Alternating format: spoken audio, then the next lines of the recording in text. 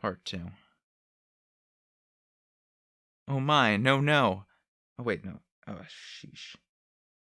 Oh my, no, no. I won't make it if I don't hurry up. Emilia, who was on the verge of falling asleep, was seemingly jolted awake by that sudden voice. Huh? What? I'm in trouble. It's a grave deal. I don't know why, but I need to hurry up. Emilia looked around and spotted the source of that voice, then widened her eyes in surprise. As she leaned against the tree, a gray cat walking on two legs, someone she was used to seeing, a kitten spirit who was her family, ran past her. Puck? Why have you materialized? Oh, wait! For some reason, Puck, who was normally palm-sized, was now the size of a human infant. He could essentially change his size at will, but he rarely did so. Emilia hurriedly stood up at his easygoing, impatient voice, thinking something might have happened. But Puck didn't even pay attention to her, and... I'm going to the bottomless hole now! Puck ran and went around Emilia, his footsteps making adorable sounds to the back of the tree. And then... Hiya! She heard an energetic voice and felt Puck's presence moving away. Hey! Puck, why are you ignoring me? Sheesh. Emilia also hurriedly moved behind the tree after getting shocked by her family's unusual behavior. But then, Puck was nowhere to be seen, and instead there was a gaping hole in the ground. She wondered if this was where Puck jumped in after shouting. Why is there a hole here? Could it be that Subaru has hidden treasure here? She decided who the culprit was based on her bias, and then hesitantly looked into the hole. The dark hole was so deep that she couldn't see the bottom, and when she started feeling like she was going to be sucked into it, she gasped. Puck? Can you hear me? If you can hear me, then please answer me. She shouted into the hole, but her voice echoed in vain. Not knowing what to do, she turned back to call someone from the manor for now, and then... It would affect how the story proceeds, so anyway, down you go! Huh? The moment Emilia's body got pulled from behind, she thought she heard yet another voice. She was startled when she felt her shoulder get pulled, but that surprise was soon replaced by the shock of her body falling. Wait, no! I'm gonna get flattened! While falling into the hole head first, Emilia was horrified at the thought of going splat. She immediately kicked the wall and fixed her perception of up and down, then grabbed the hem of her skirt that was being pushed upward by the wind and immediately started thinking of countermeasures. But before she could think of any, she got stopped by something soft. Wah! Emilia, feeling like she'd been enveloped by a bundle of paper, struggled with that, and then crawled out. She brushed the things that clung to her clothes and hair off, and realized that they were dried leaves. It seemed like the dead leaves that had accumulated at the bottom of the hole had protected her from the impact of the fall.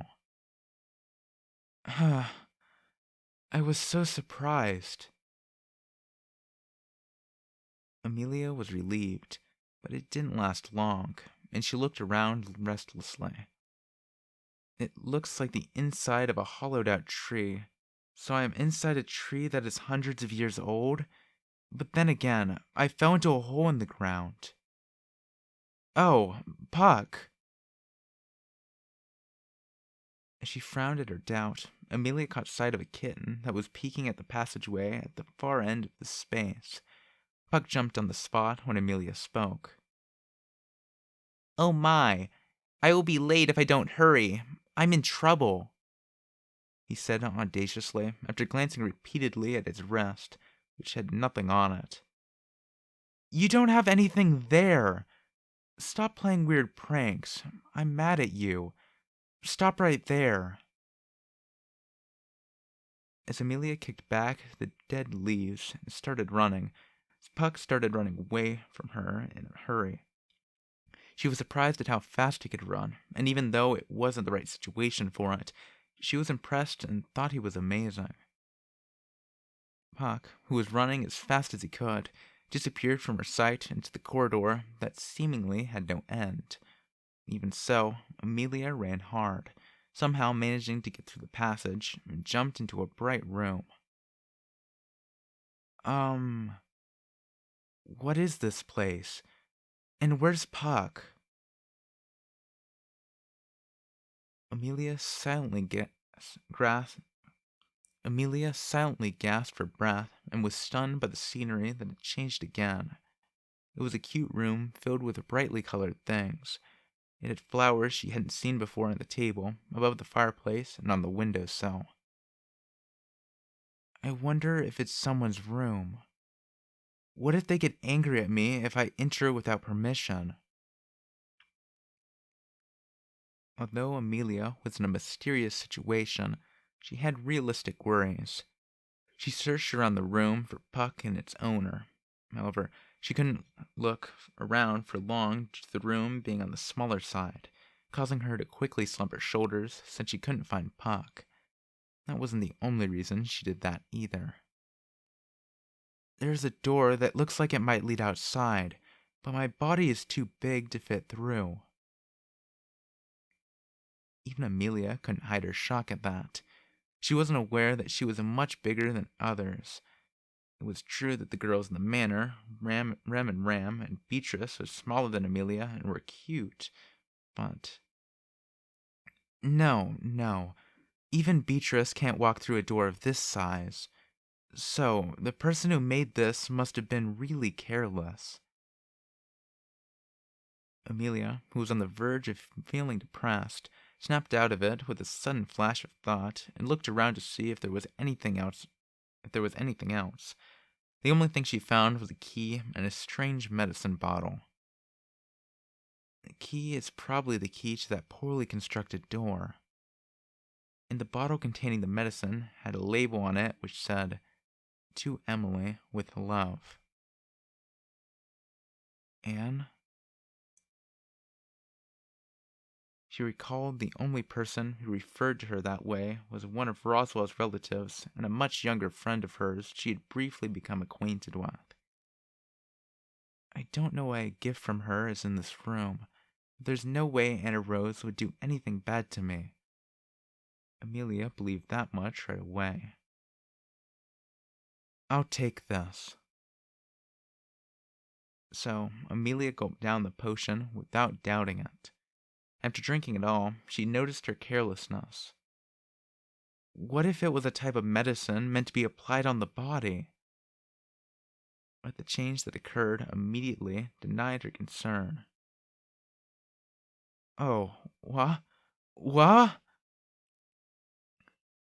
The side of the room kept changing every passing second.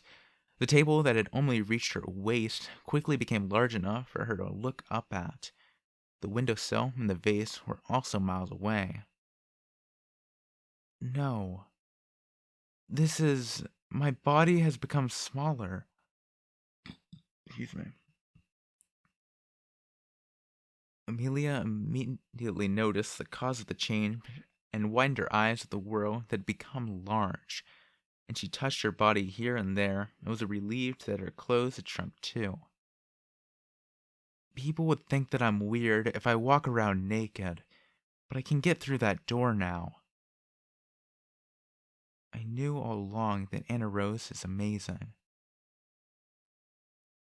Amelia completely forgot about solving that little mystery and clenched her fist in triumph. Then she enthusiastically put her hand on the door. Ah, she said in disappointment when she realized that the door was locked. She'd left the key on the table, so she couldn't reach it now. There's no point in being disappointed. All right, I will do my best to climb it.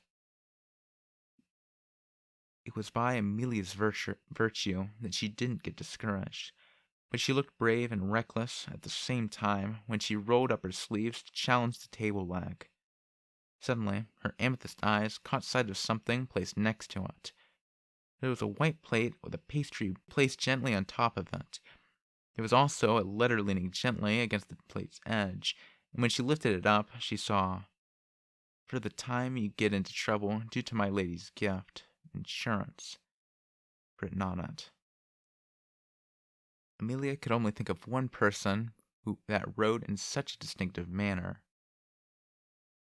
"Oh, my. Did the clumsy person forget the key?" As Emilia was thinking about what to do after picking up the pastry, she looked up when she heard a voice coming from above. That one looking down at her from the table was Puck, wagging his long tail with the key in his hand. Puck looked down at her with his big, round eyes with a smile that looked strangely human-like.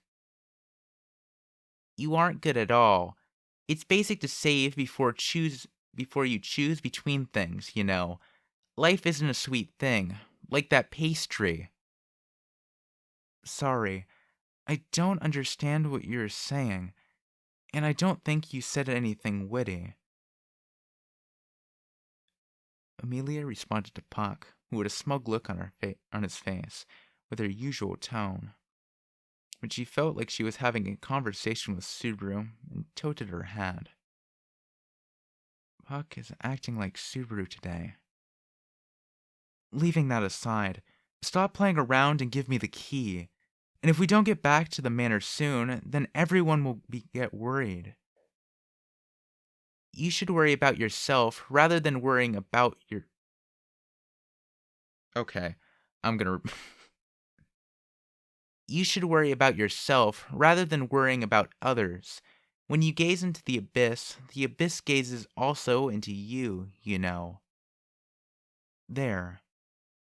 Meow. Emilia didn't like Puck's attitude, and he seemed full of himself, so she ordered her lesser spirits and blew him away with a blast of wind. Getting swept up by it, Puck collided with the window and dropped the key, which Emilia caught by sliding it across... Okay. And dropped the key, which Emilia caught sliding across the floor. Wait, by sliding it? I'm just going to reread that stinking paragraph. Emilia didn't like Puck's attitude, as he seemed full of himself, so she ordered her lesser spirits and blew him away with a blast of wind.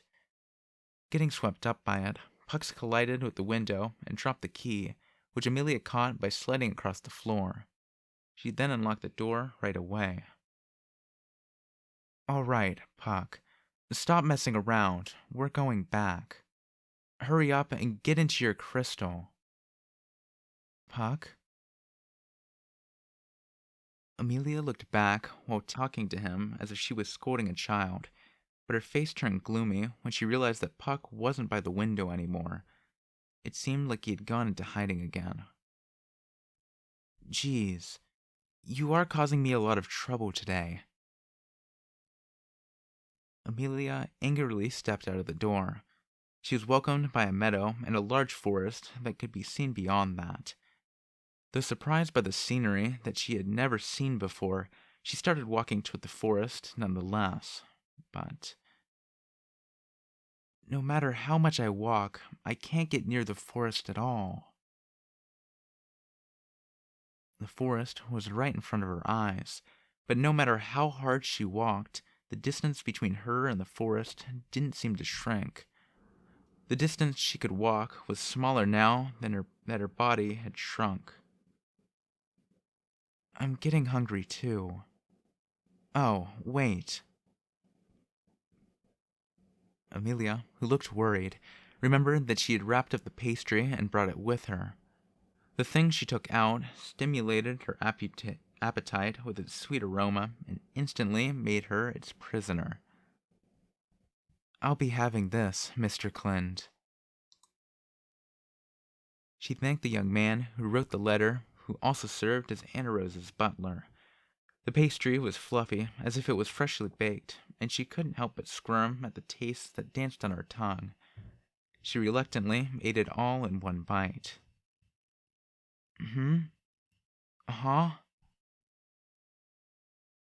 When Amelia looked around after enjoying the sweetness, she noticed that the scenery had changed. She realized that her body had gotten bigger and returned to its former size. She finally understood for the time you get into trouble due to my lady's gift, insurance, meant. That convinced her that Clind was amazing.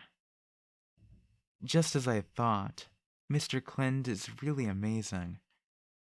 And the forest is right around the corner thanks to it. The forest was within her reach as soon as she got bigger. The forest was still big, even after she had grown bigger, but she was feeling far less intimidated than before. Emilia clenched her fist triumphantly and looked at the forest. All right, my adventure starts from here. She said a line that could have been the last line of dialogue in an anime, and ran toward the forest.